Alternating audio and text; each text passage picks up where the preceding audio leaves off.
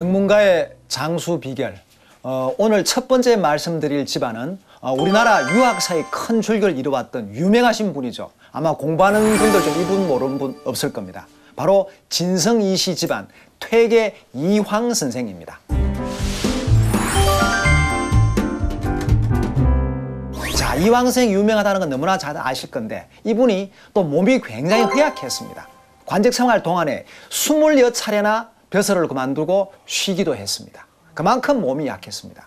그럼에도 불구하고 이분께서 무려 70세까지 요즘으로 치면 90세가 좀 넘게 사셨습니다. 자, 그럼 먼저 그럼 퇴계 이황 선생은 왜 그렇게 몸이 약했을까요?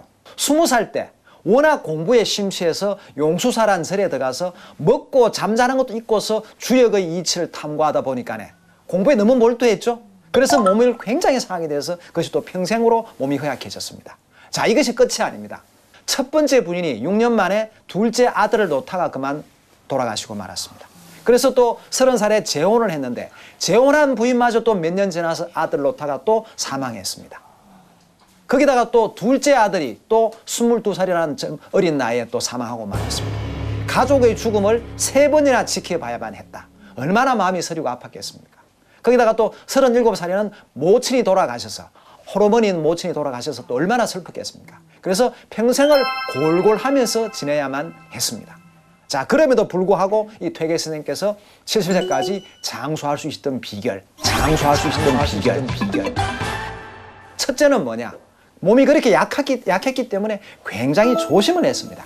자, 우리가 건강한 분들, 내가 건강할 때 자기 돌보질 않죠? 마음대로 막 생활하죠, 그죠? 그러면 안 됩니다. 차라리 몸이 조금 아프거나 할 때 조심을 하게 되는 겁니다. 그러면 두 번째는 뭘까? 바로 퇴계 선생 자신께서 썼던 활인신방이라는 책에서 그 답을 찾을 수 있습니다. 자, 먼저 활인. 활자가 살활자죠, 그죠? 살린다. 사람을 살린다. 좀 더 구체적으로 말한다면 막혔던 기혈의 통로를 뚫어줘서 피가 잘 돌게 하고 사람을 살린다 하는 의미입니다. 자, 그런데 여러분께서는 그 500년 전에 나왔던 그 책이 과연 지금에도 강의 필요할까? 과연 저 정 교수가 왜 우리에게 이 얘기를 할까? 의문을 가진 분이 바로 생기실 겁니다. 자, 그런데 그 활인신방이라는 책은 그 후에 퇴계 집안에서 500년 동안 많은 선비들의 건강을 돌보는데 큰 역할을 했습니다. 특히 지난 2009년에 돌아가신 퇴계 선생의 16대 종손께서 무려 101살에 돌아가셨는데 이분이 스스로 자신의 건강 장수 비결이 뭐냐? 활인신방을 실천한 겁니다. 이빨을 두드리고 얼굴이라든가 안면은 이마를 문질러주고 침을 삼키고 머리를 자주 빗고 했다는 겁니다. 이 활인신방에는 여러 가지 내용들이 담겨 있습니다. 그러나 가장 첫 번째는 뭐냐? 바로 마음을 다스리는 겁니다.